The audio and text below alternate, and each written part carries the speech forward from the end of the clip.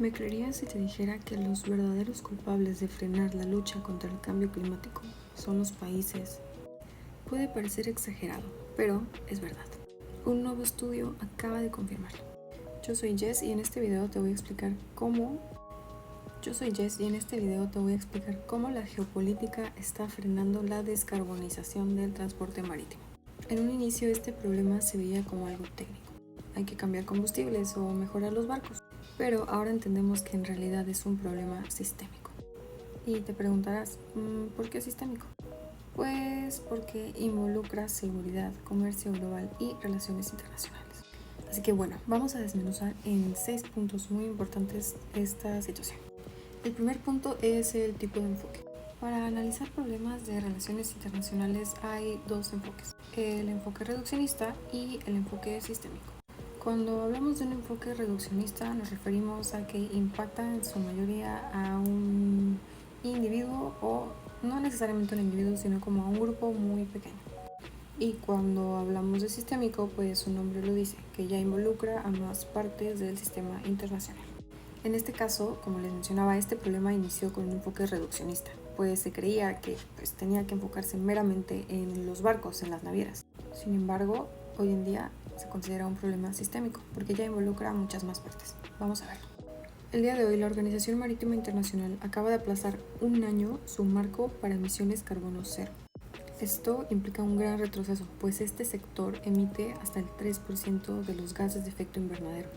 Por un lado, países como los miembros de la Unión Europea y la misma Organización Marítima Internacional buscan reducir las emisiones en un 55% para el 2030. Pero por otro lado tenemos la oposición de países como Estados Unidos y Arabia Saudita. Ahora podemos entender este problema como un fenómeno sistémico, donde interactúan la economía mundial, la seguridad marítima y la gobernanza internacional. Ahora, como segundo punto, tenemos los niveles de análisis. Podemos analizar un conflicto desde 3 niveles de análisis: individual, estatal o internacional.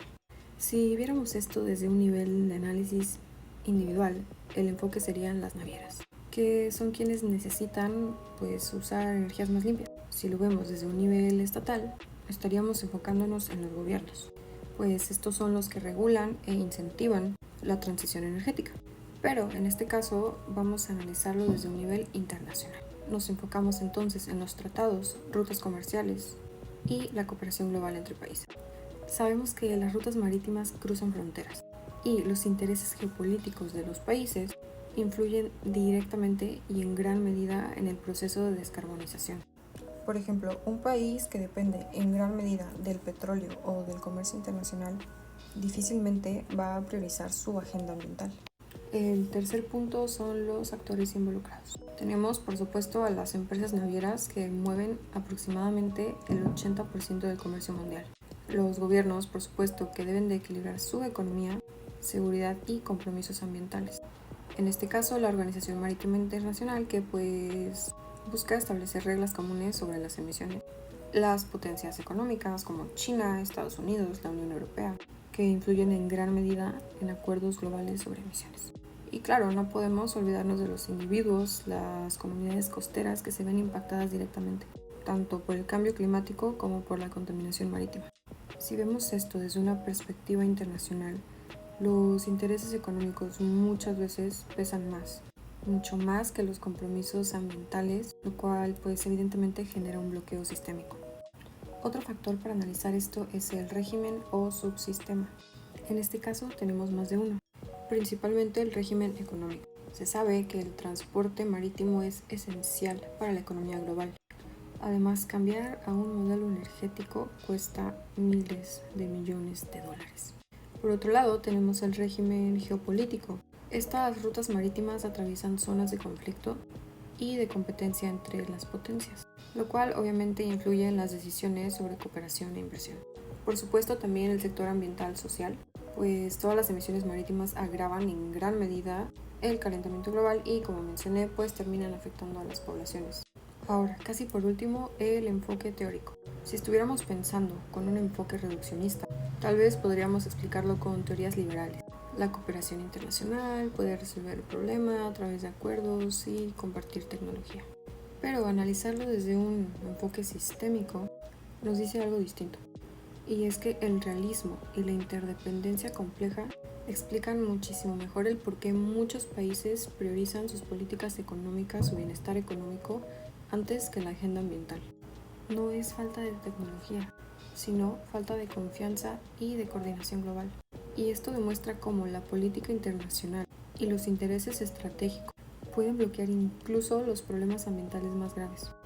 El estudio reciente publicado por Nature demuestra que los estados con más riesgos geopolíticos son los que menos avanzan en temas ambientales, más específicamente en descarbonización.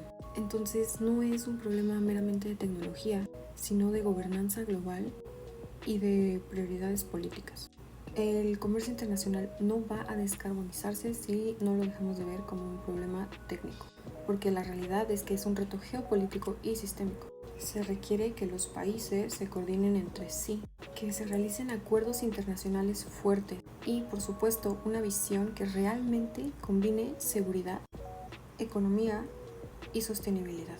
Lo que tal vez empezó con un enfoque reduccionista, con la idea de hacer barcos verdes, ahora se entiende como la necesidad que existe para una transformación estructural en el sistema internacional.